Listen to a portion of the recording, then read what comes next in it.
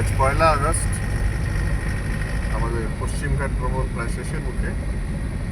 আজ আমরা যাচ্ছি দ্বাদশ জ্যোতির্লিঙ্গের অন্যতম ভীমাশঙ্কর। আমরা ভোর 5:30 নাগাদ বেরিয়ে পড়েছি। রাত্রি বাস ছিল মহারাষ্ট্র ট্যুরিজম ডেভেলপমেন্ট কর্পোরেশনের এনটিডিসি ভীমাশঙ্করে। সেখান থেকে 9 কিলোমিটার দূরে এই ভীমাশঙ্কর টেম্পল।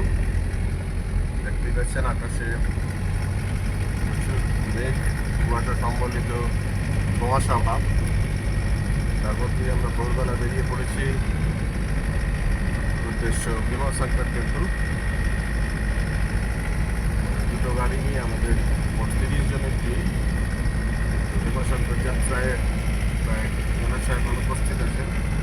সত্ত্বেও যারা আমরা অবশিষ্ট আছি দুটো গাড়ি নিয়ে একদম ভোরবেলা বেরিয়ে মন্দিরের দিকে যাচ্ছি, যেহেতু শ্রাবণ মাস মন্দিরে ভিড় হওয়ার সম্ভাবনা আছে।